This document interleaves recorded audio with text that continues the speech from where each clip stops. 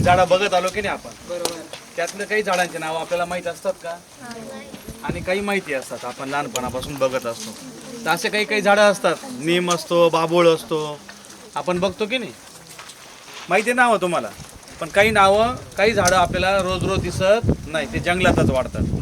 ते जंगलातच का वाढतात ते झाडं?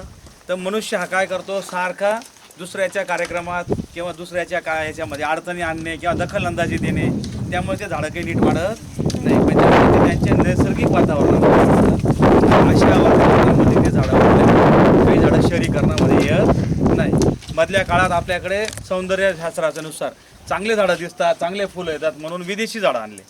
पण हे विदेशी झाडांचा काही उपयोग झाला का आपल्याला? नाही झाला. तर आपण देशी झाडं जे आहेत, आपले जंगली झाडं, देशी झाडं, औषधी झाडं, तर ह्या जंगलामध्ये जे आहे ते आपले देशी झाडं आहेत, औषधी झाडं आहेत. ह्या देशी झाडांचा काय फायदा आहे, तर हे सगळ्यात जास्त ऑक्सिजन रिलीज करतात, बाहेर देतात आपल्याला. आणि सगळ्यात जास्त काय शोषून घेतात?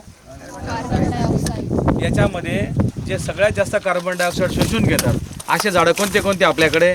तर सगळ्यात पहिलं महत्त्वाचं झाड कोणतं आहे? नीम.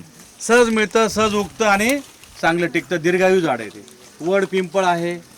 बहावा, आता आपण मालेगावला बघतो का बऱ्याच झाडांना पिवळे फुलं आलेले बघा, त्यांना काळ्या शेंगाला टाकतात, त्याला काय म्हणतात? बहावा.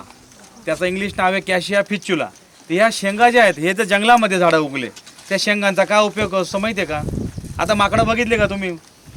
माकडांना जेव्हा काही औषध अन्न जे खातात ते त्यांना विषारी, म्हणजे पोटाला काय होतं, त्यांना त्रास होतो, त्यांचं पोट साफ होत नाही. अशा वेळेस ते कोणत्या शेंगा खातात? त्या बहाव्याच्या शेंगा खातात.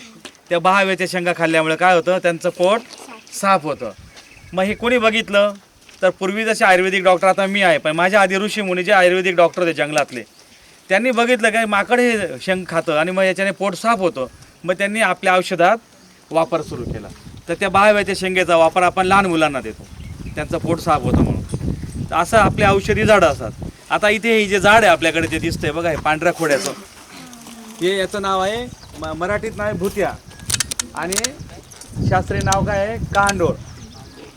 तर याला बारीक बारीक बिया येतात, त्या फोडून खातात आदिवासी लोक, जंगलातले लोक किंवा आपणही.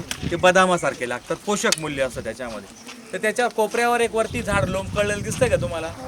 बारीक आहे बघा त्या फांद्या, त्याला म्हणतात ऑर्किड.